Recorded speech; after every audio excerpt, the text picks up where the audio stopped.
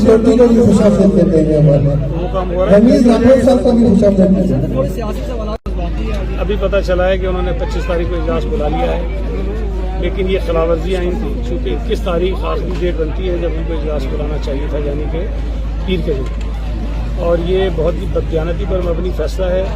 عمران خان کو یہ پتہ ہے اور ساری دنیا کو پتہ ہے کہ عمران خان اپنی اکثریت کھو چکا ہے. اس وقت قومی اسمبلی میں جو 172 ممبرز کی اکثریت اس کو ریکوائرڈ ہے وہ اس کے ساتھ نہیں ہے، وہ تقریباً 150 سے بھی نیچے جا چکا ہے. اور اس وقت عمران خان جو بھی ایکٹ کر رہا ہے وہ ایک منتخب وزیر اعظم کی حیثیت سے نہیں کر سکتا.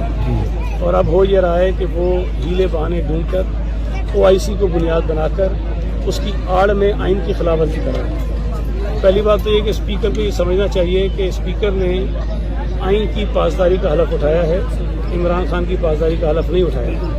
اور اگر وہ نیازی کی پاسداری کرتا ہے اور آئین کو وائلیٹ کرتا ہے تو میری رائے میں تو اسپیکر کے خلاف آرٹیکل 6 کے تحت کارروائی ہونی چاہیے.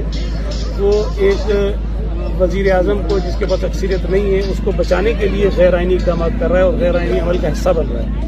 تو یہ صرف 4 دن اجلاس آگے نہیں ہوا، اسپیکر نے آئین کی سنگین خلاف ورزی کی ہے. اور آج ہو نہ ہو لیکن میں سمجھتا ہوں کہ کسی موقع پر اس کے خلاف آئین کے آرٹیکل 6 کے تحت کارروائی ضرور ہونی چاہیے تاکہ آنے والا کوئی اسپیکر، کوئی ذمہ دار شخص جو ہے ایسی کارروائی نہ کر سکے.